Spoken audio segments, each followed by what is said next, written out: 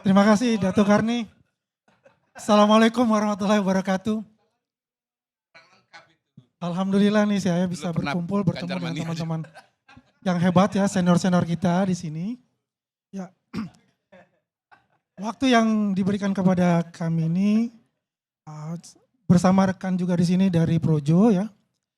Ya memang kita ini sedang berjibaku ini, bagaimana ya anasir-anasir ya, diksi-diksi dari pihak sebelah mengenai ijazah, skripsi dan sebagainya.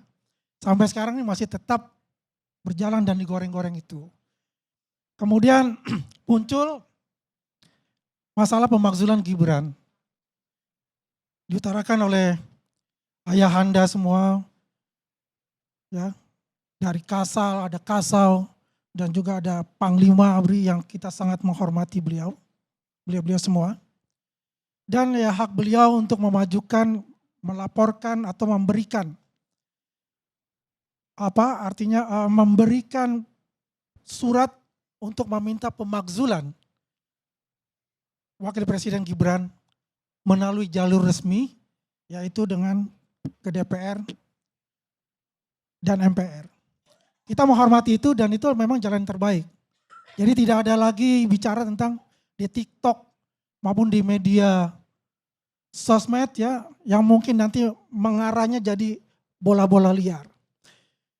Nah sekarang tinggal bagaimana fraksi-fraksi yang di DPR apakah meneruskan atau tidak. Apakah hanya berhenti di fraksi itu? Tadi kalau kita melihat apa yang dikatakan Bang Iwan, Pak Prabowo Subianto sudah happy itu kelihatannya. Dari learning mesin yang dikatakan Bang Iwan juga sudah happy itu, gak ada permasalahan untuk itu. Nah konteksnya apa sih urgensinya untuk menggantikan Mas Gibran?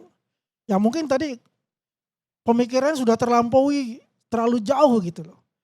Bagaimana kalau berhalangan tetap Pak Prabowo, Mas Gibran ini pasti nggak siap untuk itu. Kan banyak bilang pelangap-pelongo dan sebagainya itu. Saya rasa dia juga belajar. Biar bagaimanapun dengan mentor yang paling baik itu adalah dari Pak Jokowi dan Pak Prabowo sendiri. Artinya sedikit demi sedikit dia mampu untuk bisa menyerap. Ya, dan bisa melakukan tugas-tugas negara itu. Dan Mas Gibran ini kalau kita lihat apa yang diperintahkan Pak Prabowo baru dia laksanakan. Dan dia tidak melampaui apa yang katakanlah melampaui batas dari kepatutan sebagai wakil presiden itu.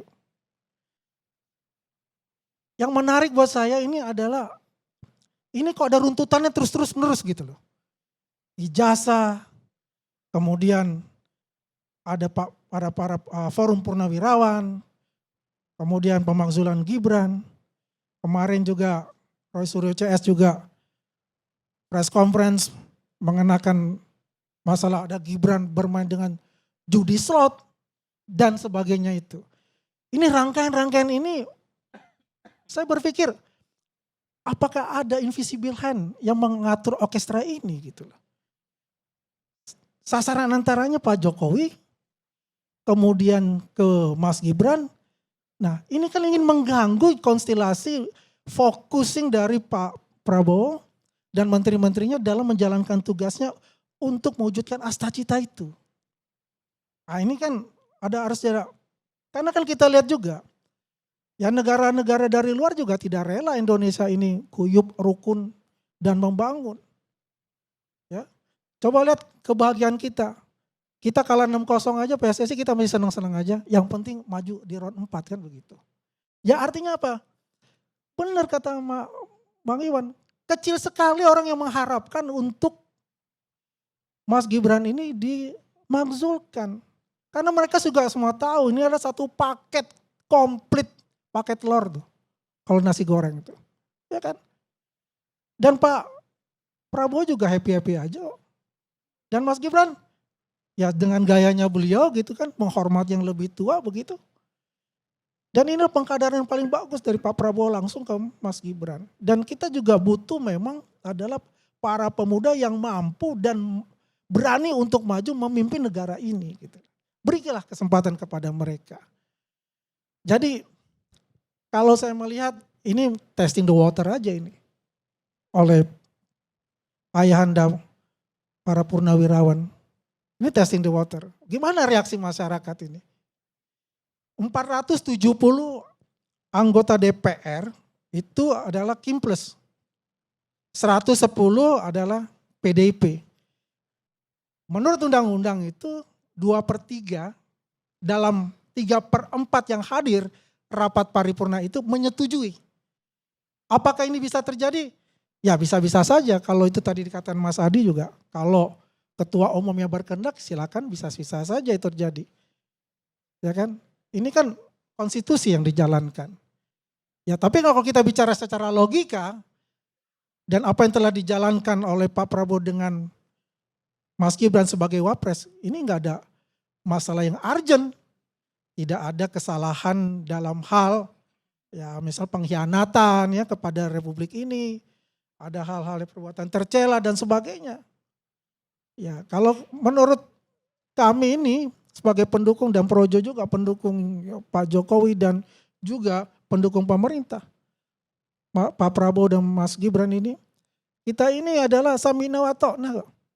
Kalau yang benar kita katakan benar, kalau salah kita katakan salah.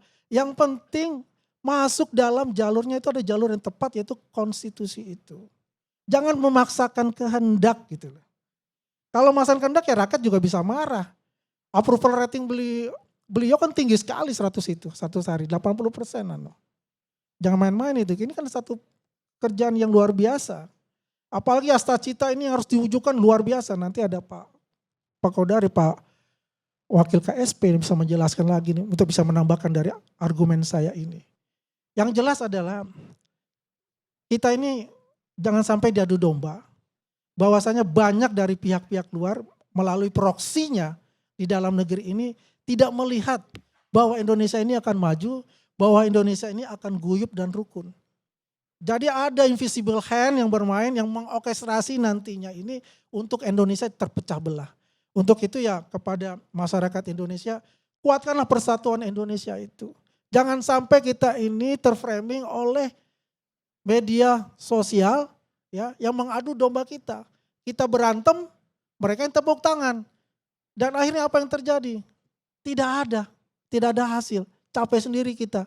Pembangunan kita akhirnya stuck.